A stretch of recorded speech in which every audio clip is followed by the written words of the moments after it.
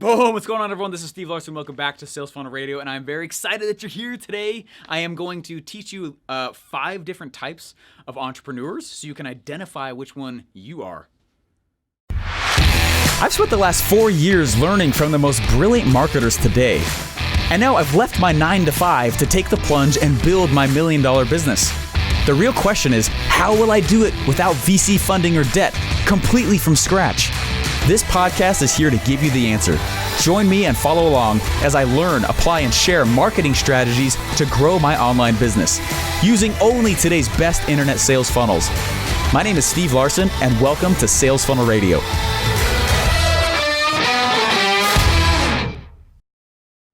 All right, guys. Hey, I started doing this actually when I was on vacation because I can't stop my brain.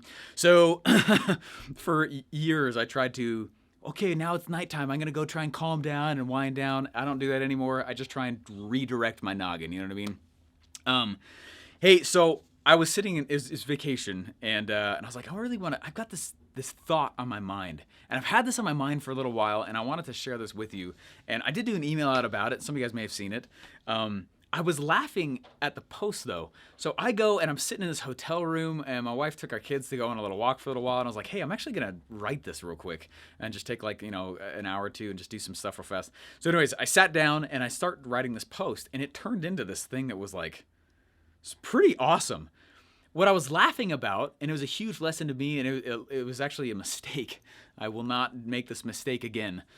What I did is I needed a picture for the post.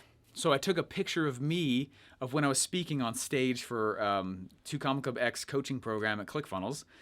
And I was wearing a shirt that we will definitely be selling to you guys because everybody talked about the shirt and not the post.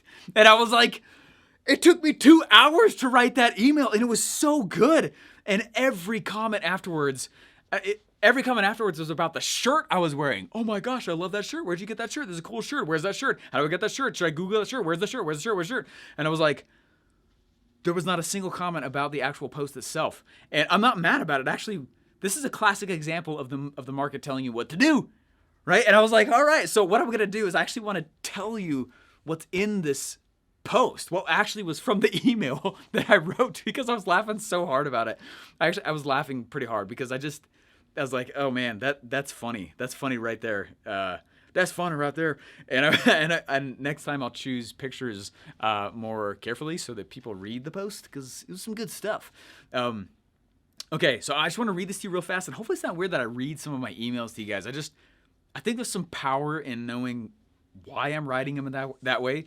There's 2 things I do spend a lot of time doing, and one is content creation, like I'm doing right now. And the second is email and post writing. Whenever I start writing a post, I really want to go all in with it, and usually it'll take me a while. Okay, like an hour per post that's not abnormal. And so, and it's for me, it's like surgical little like, oh man, this, very, very, it seems like people are struggling with this concept. Boom, let's do that. Now I have a team of writers. I've got a big content team now, which is great. They're amazing, and their role is to go a little more broad stroke teaser based on the content that I'm promoting. But when I write stuff, I like to be a little bit more like anyway.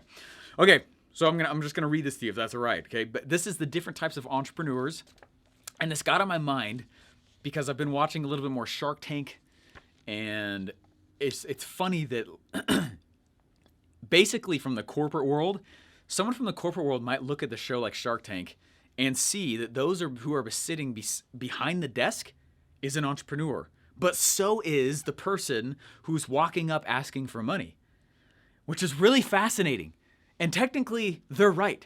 Okay, but I want to go through and I want to talk about the different types of entrepreneurs so you can identify and be like, this is the kind of entrepreneur I'm trying to be, and have a clear understanding of what each of these roles is likely to bring you. Okay, I'm talking very stereotypical. I'm not talking about science-backed numbers on here, right? This is very stereotypical ranges of income that I typically see happens for the different types of entrepreneurs that are out there, okay?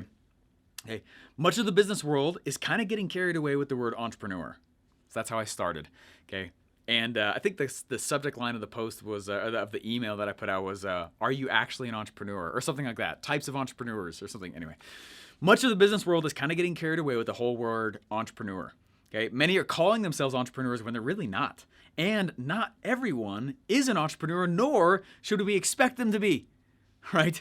Free market capitalism needs different roles, and that's okay. But I want to share some insights on the differences because an investor, a fast food franchise owner, or a copycat is not an entrepreneur. Those are not all, right? Those are different kinds of entrepreneurs. Anyway, here follows my small, non-definitive list of different types of entrepreneurs. Okay, the term entrepreneur, the actual definition, okay, is a noun. And the actual definition of the word entrepreneur is a person who organizes or operates a business or businesses taking on greater than normal financial risks in order to do so. Now, I'll tell you, first of all, right off the bat, one of the reasons why the funnel game that we teach is so powerful is that you get to mitigate a significant amount of that financial risk if you just know how to build a funnel, right? You don't need to take on money. Okay, here is a VC-backed entrepreneur. Okay, that's the first type. The first type is a VC-backed entrepreneur. And this is the type of entrepreneur I want you to think of and imagine, right? That is the person who's walking up on Shark Tank asking for money. They're asking for VC, venture capital. They're asking for funding for their business. Do they own it? Partially. Do they control it? Partially, right? How much risk tolerance does that type of person usually have? The highest level of risk tolerance, okay? And that's not always a good thing, okay? Personal cash flow level that's typical, moderate until they take out their company to go to the stock market with an IPO, if it even happens, right? Time to personal cash flow for this type of entrepreneur is immediately if they get funded. Now, what's crazy about an entrepreneur who chooses to go get VC funding is that traditionally, the entrepreneur gets paid from the money that they borrowed. That's backwards, man. I didn't get paid until I created actual value and started selling stuff. Okay, that's one of the reasons I'm so against the whole concept of the J-curve. If you've not seen the episode of Sales Funnel Radio called Kill the J-curve, go watch that episode and watch me freak out a little bit and teach you some actual stuff on a whiteboard about why I feel like it's so crazy. The J-curve's nuts. Okay, don't borrow money. Like 99% of the time, you don't need it. Okay, don't think you're the 1% either. Okay, now here's a little tidbit about them. They're creators. They're imaginaries. They're disruptors. They make things that are truly new. Examples are people who are those entrepreneurs who take on cash on Shark Tank, right? I'm very against this model. It's freaky. I want the market to give me my paycheck when I'm selling something of worth and not before that. Okay, the freaky part about it and why I'm so scared about it is that when someone takes on money for their business, usually they get paid from that cash in addition to paying for their marketing efforts. If you just bootstrap the thing a little bit, yeah, get ready to feel a little bit of discomfort. Who cares? The other discomfort you might feel is taking on money and a paycheck, and you may not actually have a successful business. And then you owe somebody else millions of dollars, and then you go bankrupt. Yeah, you know what I'm saying? Like, it's not too much of a trade-off in my opinion. It's like a very obvious choice. Okay, now here's the entrepreneur who's not VC-backed. And this is, again, why ClickFunnels has been such a big deal. ClickFunnels has taken on no money. In fact, I wouldn't even say it's not even really been self-funded. It's not like Russell and the founders put their own dollars in to start it. What they did is they just built a funnel and then sent an email invitation to a webinar to their list. Okay? And then all the money just went right back into it. There's not even so what's so rare about ClickFunnels about what they've done is that it's non-VC backed. They didn't borrow any money. Okay? They didn't really self-fund it either. Okay, they didn't you understand what I'm saying? This is a big deal to understand. They're also one of the fastest SaaS companies in the world. That's like explosive growth, right? So like you see that, like everyone's like, oh man, like we need to go recheck the curriculum inside of colleges because they're doing everything you're not supposed to be able to do, right? And it's just because they know how to build a front end funnel. Other funnel softwares don't even sell their software with a funnel. Little jab there. Unapologetically. All right. So in a non-VC backed entrepreneur, how much does that entrepreneur own? Full ownership, right? They didn't give up any of their company. How much control do they have? Full control. How much risk tolerance do they have? They have a high risk tolerance, but it's actually they're actually less likely to lose their shirts if it fails because they own it all, right? Personal cash flow level. It's kind of usually low for a while. Like I didn't take a paycheck for the first 2 months, 3 months that I was doing this on my own. and it was just me. It was low for a while, but then it grows really big, really fast. Okay, time to cash flow soon after traffic is consistent.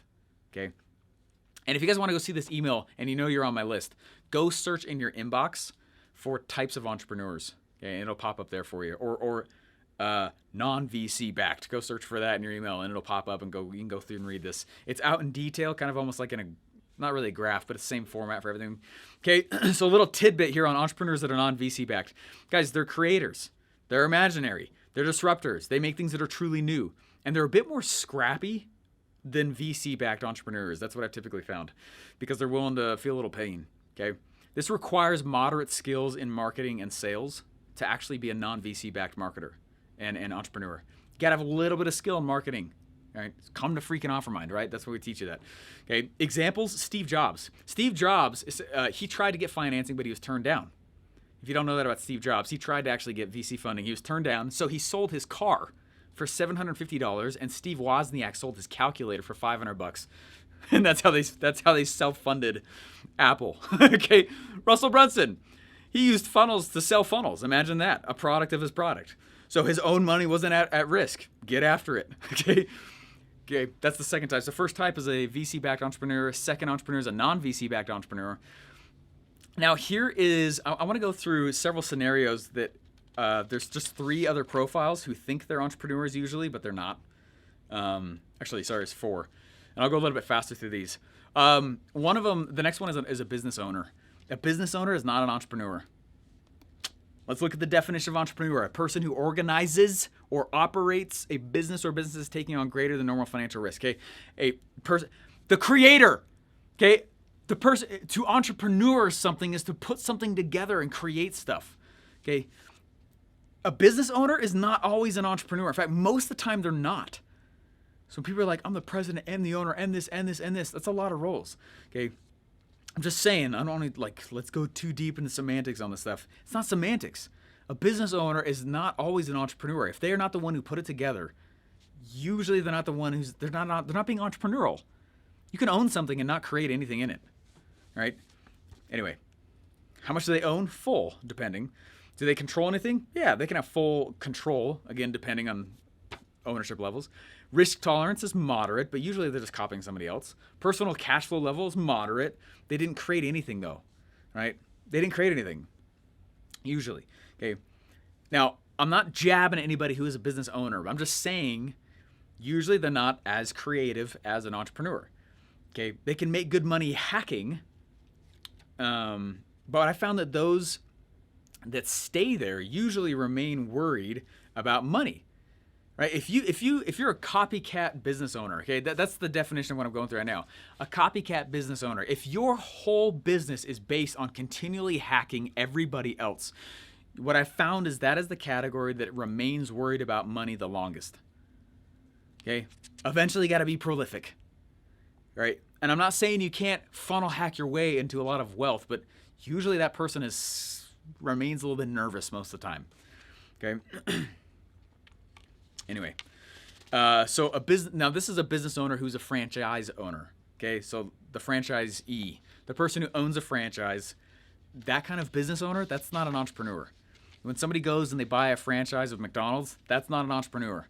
They're participating in the fruits of the entrepreneur, but they're not the entrepreneur themselves. They just own the business. Okay. This also includes anybody who's working for commission. So I'm going to tell you, affiliate marketers, most of the time, they're not entrepreneurs. Unless they're entrepreneuring a way to sell something that's different. They didn't make the product, right? My affiliate marketing stuff has been so powerful for people because I start bringing in entrepreneurial principles into affiliate marketing. Same thing with MLMers. A little stingy here, okay? They're not entrepreneurs. They're salesmen, okay? Okay. Entrepreneurs create stuff. And if you're not creating anything genuinely, you're not the entrepreneur. Okay, so anything that is working under commission, you are under the category of business owner, franchisee / salesman. All right, so I'm going to go a little bit faster here. Do they have control? They think they have control, but it's really an illusion. Anyway, Franchise owners, in my opinion, are the most desperate to be included as an entrepreneur. They're stuck in a business model that focuses their role solely on products and operations, not actual marketing. Okay, it's out of their hands. They bought a job. Okay, an entrepreneur did nothing. The original builder was the only entrepreneur in this scenario. Example, practically any fast food chain. Okay. A CEO, not an entrepreneur. That's the next category. CEOs are not entrepreneurs. Now, they are if they also were the one that built it. Okay, so what I've been doing is I was first an entrepreneur and then I took on the role of CEO. And that's a very natural progression for any entrepreneur who doesn't want to stay a serial entrepreneur their whole life, right? Now, what I do when I do is I want to be an entrepreneur, then take on a CEO to build the business, and then go be an entrepreneur and take on a CEO to build the business. That's the model I know I'm going to follow my whole life. Okay, so CEO, usually not an entrepreneur. Investor, not always an entrepreneur. Okay, and this might sound really weird, but like as an investor, if you're not actually bringing let me read the description that I've got here for this. Okay, an investor is the other side of the entrepreneurial and VC-backed coin. I have no problem when someone chooses to take on investment to move faster, but only after the market has said yes to them by paying the business lots of cash.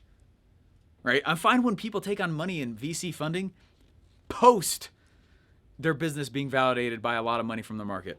But beforehand, sounds really dumb. Okay, anyway. I've heard investors say the only time when their investments work has been when they're personally involved, or when they bring in a new skill set, or when there is a brand new talent brought into the company.